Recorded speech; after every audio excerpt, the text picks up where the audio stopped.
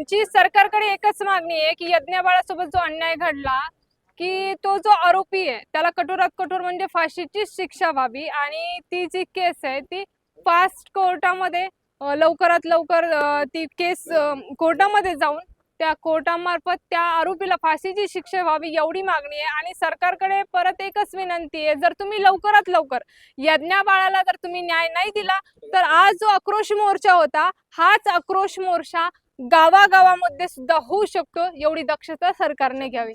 सध्या आमदार होते काही खासदारांनी त्याला पाठिंबा दिलेला आहे। आता हिवाळी अधिवेशन 8 तारखेपासून सभागृहात हा प्रश्न उचलला जाणार आहे। हो 100% मंत्री महोदय भुसे साहेबांनी सुद्धा आम्हाला शब्द दिलाय की आम्ही हा जो मुद्दा आहे की इथून पुढे तर घटना होऊ नये आणि जर घटना झाली तर त्या आरोपीला 30 दिवसाच्या आतमध्ये वेगळी बेंच ते तयार करतील आणि फास्ट ट्रॅक कोर्टाद्वारे त्याला फाशीची शिक्षा लवकरात लवकर सुनावली जाईल।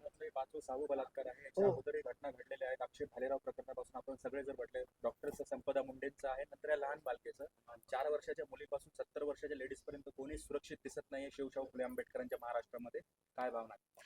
छत्रपती शिवाजी महाराजांच्या महाराष्ट्रामध्ये स्त्रीला तर आदराने बघितलं जातंय, तर सरकारला विनंती आहे की तुम्ही त्यांचा आदर्श घेऊन शाहू फुलेंचा, छत्रपती शिवाजी महाराजांचा, डॉक्टर बाबासाहेब आंबेडकरचा यांचा आदर्श घेऊन तुम्ही कुठेतरी एक कायदा निर्माण करावा आणि त्या कायद्याने फक्त तुम्ही लाडकी बहीण म्हणून चालणार नाही तर लाडकी बहिणीला सुरक्षाही तेवढीच आवश्यकता आहे, म्हणून सरकारने त्या घटनेकडे लक्ष दिलं पाहिजे।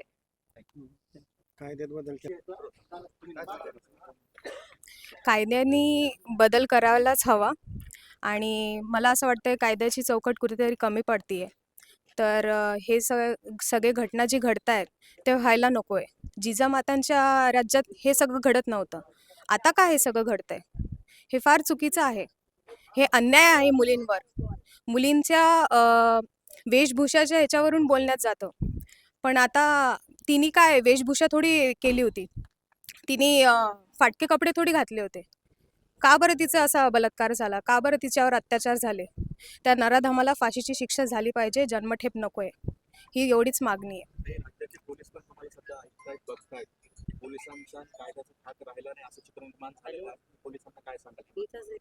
पोलिसांना मी एवढं सांगेल की त्यांनी जसं दामिनी पथक हे सगळं व्यवस्थित हे काढलं आहे, तर हे फक्त जी घटना घडूस तर ते तिथपर्यंत पोहोचतच नाहीये।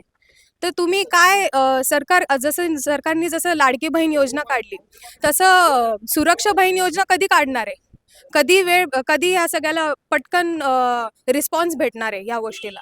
तर मला सरकारला एवढंच म्हणणं आहे की लवकरात लवकर कायदेशीर लवकरात लवकर त्या मारेकऱ्याला शिक्षा भेटली पाहिजे, कायद्याची तरतूद हे झाली पाहिजे।